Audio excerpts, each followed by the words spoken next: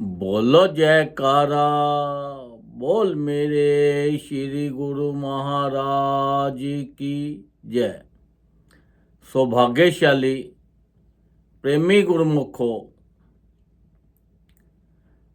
जो सतगुरु पे विश्वास रखता है, श्रद्धा रखता है और उनके हुक्म में चलता है,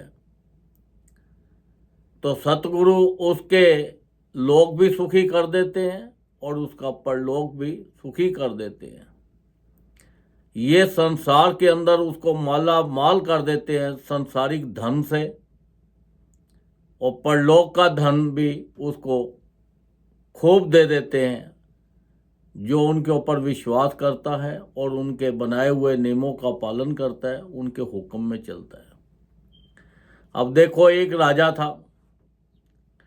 अब वो राजा अपने सभी से क्वेश्चन करता है, सवाल करता है कि ईश्वर एक है या अनेक है, ईश्वर कहाँ रहता है और कैसे मिलता है, और ईश्वर क्या करता है। ये तीन उसके क्वेश्चन थे। बड़े लोगों से पूछा, उनको कोई राजा को सेटिस्फैक्शन नहीं हुई, राजा को कोई विश्वास नहीं हुआ, कोई सही ढंग का जवाब नहीं मिला। राजा मन ही मन में सोचता था। तो एक बार राजा सैर करने के लिए अपने घोड़े के ऊपर बाहर निकला, तो आगे से एक महात्मा मिले। तो देख के महात्मा को उसका राजा का बड़ा दिल खुश हुआ। वो कहने लगा, चलो इनसे ये सवाल करते हैं। महात्मा जी को प्रणाम किया और कहा, महात्मा जी ये बताओ, ईश्वर एक है या अनेक है, ईश्वर कहाँ रहता है और कैसे मिलता है, और तीसरा सवाल है वो क्या करता है। तो महात्मा जी ने कहा कि देखो राजा, आप घोड़े पे बैठे हो और मैं नीचे रास्ते में खड़ा हूँ, चल रहा हूँ, तो ऐसे क्वेश्चन आंसर थोड़ा होते हैं, ऐसे थोड़ा जवाब दिया जाता है। पहले हमारे ठहरने की कोई व्यवस्था करो, हमारे खाने पीने का इंतजाम करो, फिर आपको हम इन आपके सवालों का जवाब दे देते हैं। राजा ने कहा ठीक है।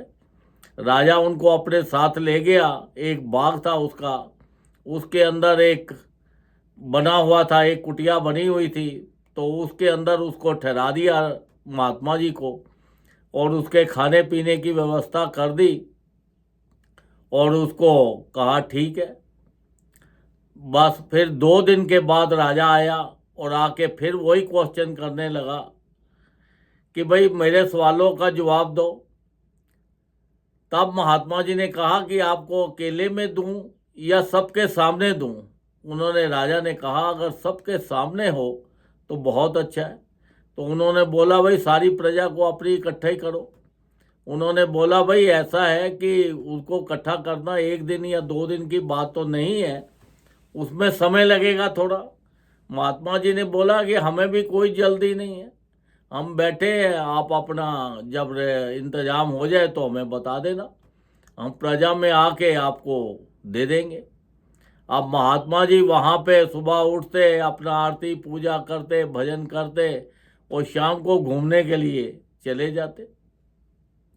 जब घूमने के लिए जाते तो उन्होंने एक किसान को देखा, और किसान के साथ उन्होंने अपना अच्छा संबंध बना लिया। और किसान भी खुश था कि चलो महात्मा जी आ जाते हैं, दर्शन हो जाते हैं।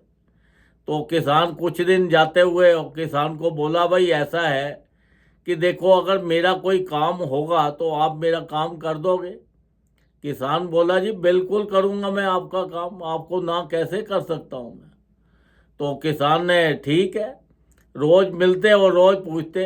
तो किसान पूछता, भाई कब करना है, वो कहते हैं बता देंगे जब करना है। तो राजा ने बोला, भाई इस तारीख को वहाँ पे सारी सभा इकट्ठी होगी तो आपने आना है।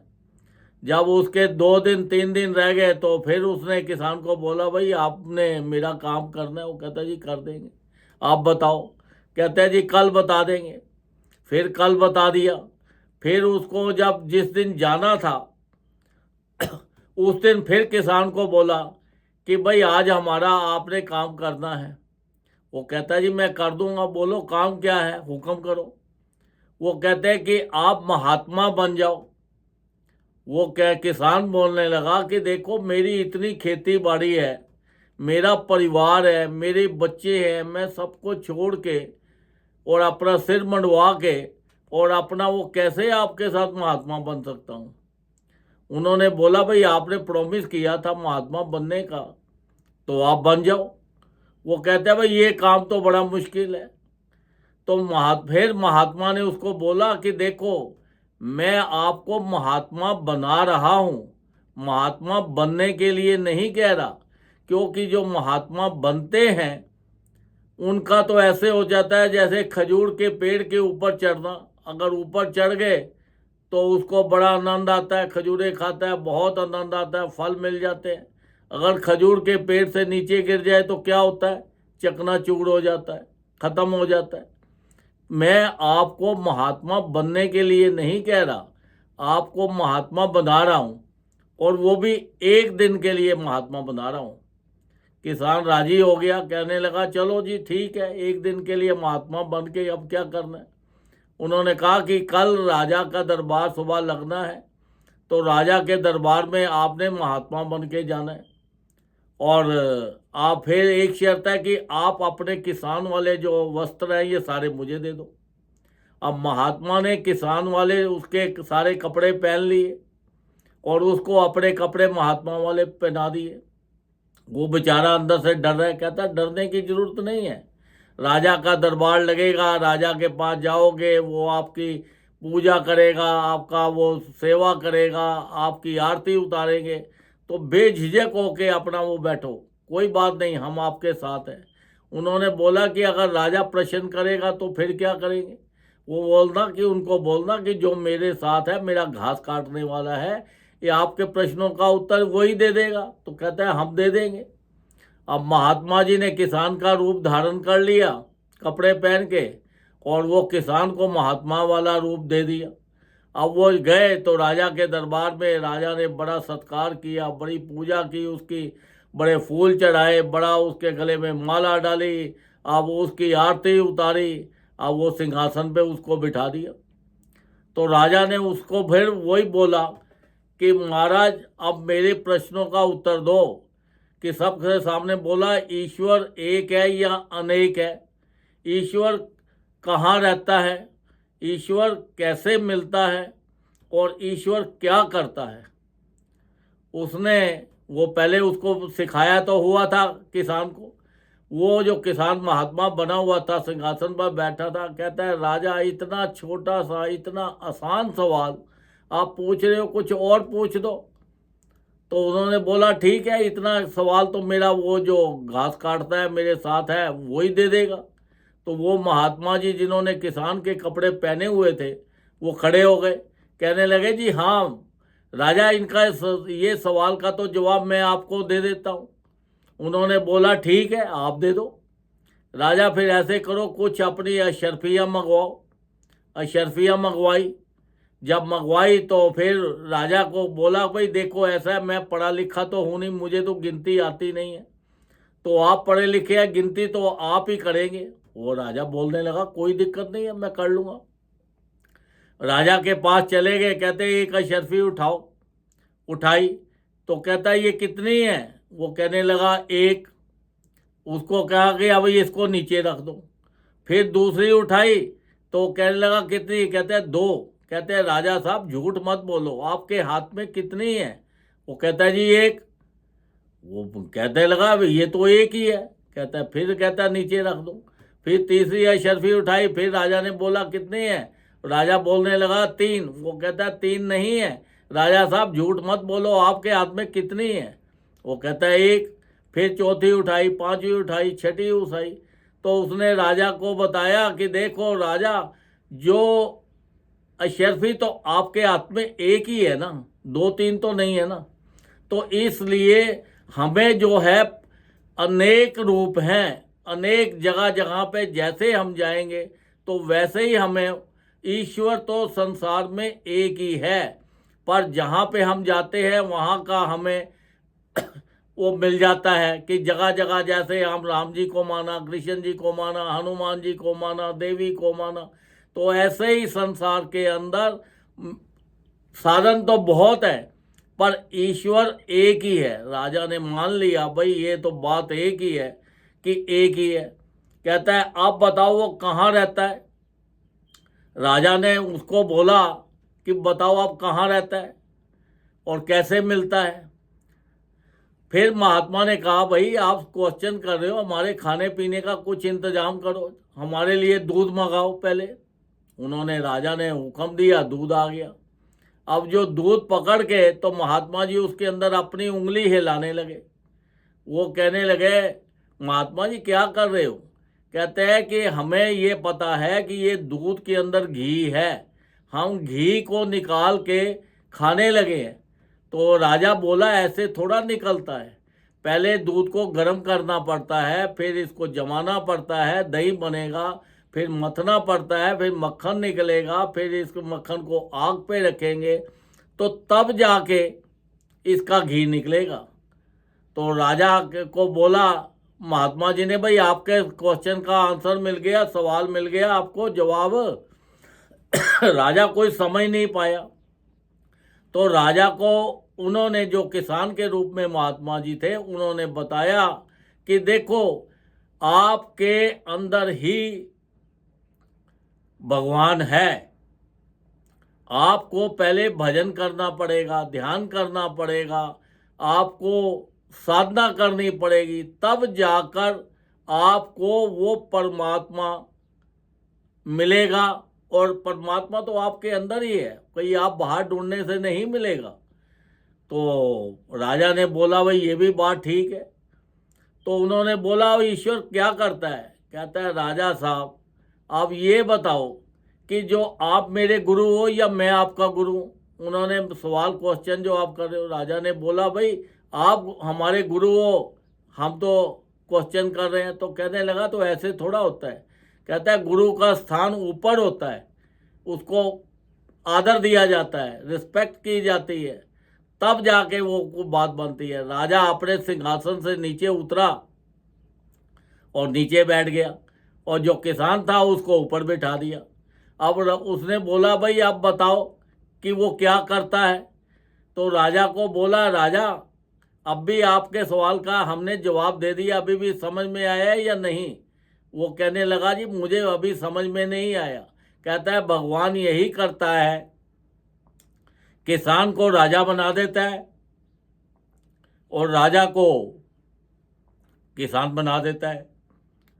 उसका यही काम है, वो हर वक्त इसी काम में लगा है। किसी को बहुत शाहूकार बना देगा, किसी को गरीब बना देगा, किसी को खूब अपना, उसकी इज्जत संसार में होगी, किसी की बहुत गरीब हो जाएगा। तो ये तो उसका काम है, यही काम वो करता है।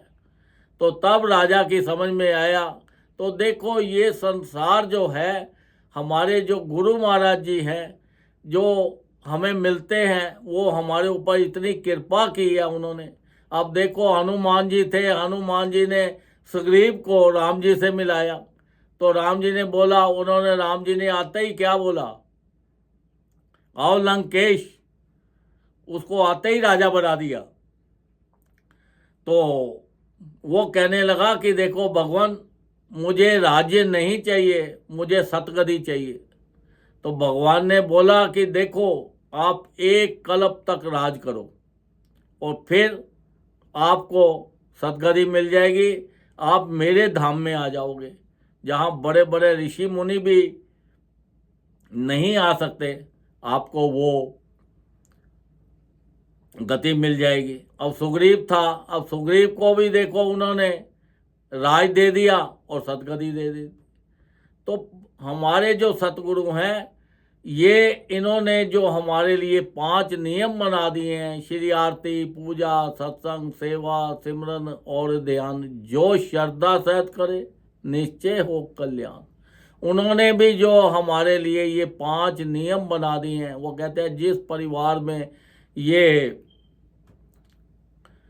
5 नियम होते हैं विश्वास के साथ, श्रद्धा के साथ, उस परिवार के अंदर भी हर तरह से संसारिक धन भी खूब मिलेगा संसार की खुशियाँ भी बहुत मिलेंगी और आपको परलोक का भी पूरा पूरा सुख मिलेगा। परलोक के अंदर भी आप उस सचखंड को जाओगे। तो देखो इतनी अपार कृपा हमारे ऊपर सतगुरु करते हैं, तो हमें भी उनका हुक्म मानना है, उनके हुक्म में चलना है, उनके बनाए हुए नियमों का पालन करना है। तो देखो संत महापुरुष एक ही चीज़ फरमाते हैं कि देखो कम से कम भी आप 1 घंटा रोज भजन करो, 2 घंटे रोज भजन करो। अब वो कहते हैं 2 घंटे नहीं कर सकते तो 1-1 घंटा करके करो, आधा-आधा घंटा करके करो, 15-15 मिनट करके करो। अगर आपका शरीर नहीं मानता लेट के करो। भजन करने का कोई समय नहीं है, कोई स्थान नहीं है। तो इसलिए आप उठते बैठते चलते फिरते, आप काम में हो, बिजनेस में हो, ट्रैवलिंग में हो, कहीं पे भी हो, आपका जो ध्यान है वो उस परमात्मा की तरफ होना चाहिए और संसारी काम करते रहो तो आपका लोक भी सुखी हो जाएगा और आपका परलोक भी सुखी हो जाएगा। सतगुरु तो हमारे ऊपर इतनी अपार कृपा की है। देखो अब महात्मा जी जो है वो हमें जब दर्शन कराने के लिए जाते हैं, जैसे हनुमान लेके गया सुग्रीव जी को, तो ऐसे ही महात्मा जी हमें जब दर्शन कराते हैं तो हमारे सतगुरु हमें संसारिक धन से भी माला माल कर देते हैं और परलोक के धन से भी माला माल कर देते हैं। तो इसलिए हमें उनके हुक्म में चलना है, उनके बनाए हुए नियमों का पालन करना है, ज़्यादा से ज़्यादा नाम जपना है, भजन करना है, ध्यान करना है, ताकि हमारा लोक भी सुखी हो जाए, परलोक भी सुखी हो जाए और संत महापुरुषों को भी प्रसन्नता हो जाए कि देखो हमारी चरण शरण में आया तो इसका जीवन सफल हो गया है। तो इसलिए हमें उनका भजन करके अपना लोक और परलोक दोनों सुखी करना है। बोलो जयकारा, बोल मेरे श्री गुरु महाराज की जय।